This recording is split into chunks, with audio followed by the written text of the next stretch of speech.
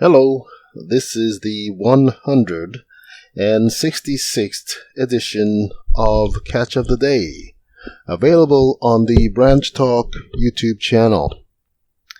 Today we're going to continue reading from a book written by Doug Mitchell, entitled The Four Carpenters, The Ensign, The Time of Jacob's Trouble, and The First Deliverance. Starting near the top of page 4, we read, one question is, are those inspired writers speaking of the same event or different ones? Another question is, are the Gentiles the four horns? Zechariah speaks of being frayed and cast out, the same ones as Isaiah refers to as the Assyrian. That is, as the same event occurs when the Gentiles, the four horns, are driven from the land, that happens when the Assyrian flees from it, the saints return to the land. Does the Assyrian represent the same thing as do the four horns? The last Gentile power to control the land. Another question is, what is the relationship between the Lord's feet standing on the Mount of Olives, and the presence of the Ensign? As both also are predominant in preparing the land for the return of the saints. The reason why these questions are asked is because it appears that there are at least 6 different agencies that are to be used to accomplish the driving out of the Gentiles who will control the promised land at the time those verses are fulfilled. 1. The four carpenters. 2. The sword of the Lord. 3. The voice of the Lord. 4. The anointing. 5. The ensign. And 6. The Lord's feet. And that those 6 may not represent the same things because certain statements have been made that give weight to that thought. This situation has caused some to bring forth conflicting conclusions on the matter. On the one hand, some say that it will be some Gentiles who are not now ruling the promised land that will drive out those Gentiles who will still be ruling it when the times of the Gentiles comes to an end. They say this because Brother Hodder said that the four carpenters who fray the Gentiles, which have scattered Judah, Israel, and Jerusalem, and cast out their horns, are themselves Gentiles. Here, Zechariah 1, verse 20 and 21.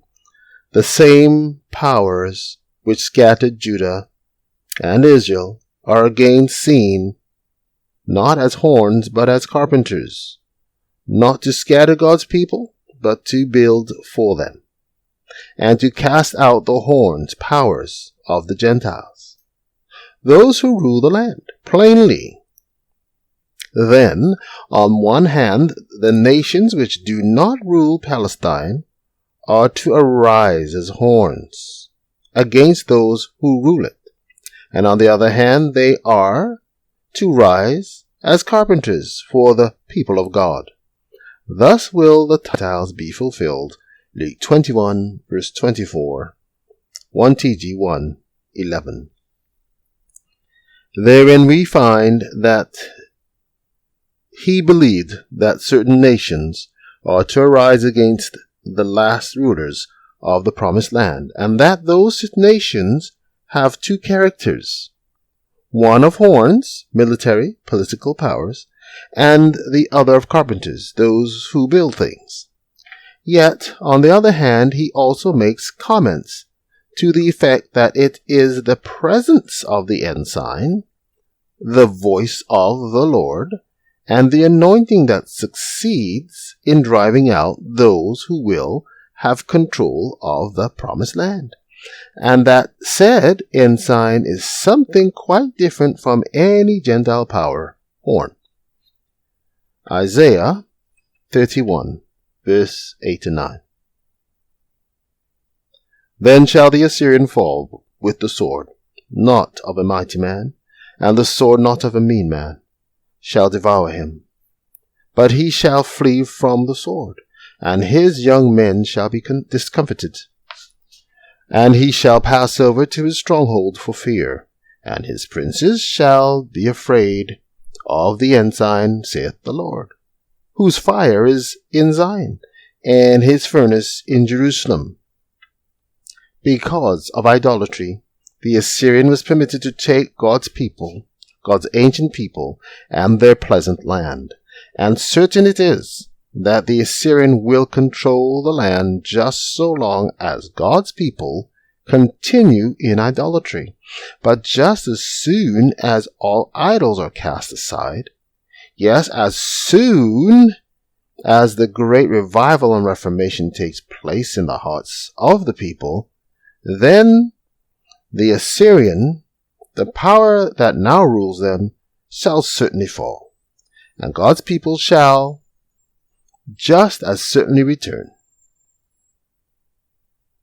The Assyrian shall thus fall, not at the sword of a mighty man, and not of a mean man, but through the voice of the Lord shall the Assyrian be beaten down, which smote with a rod.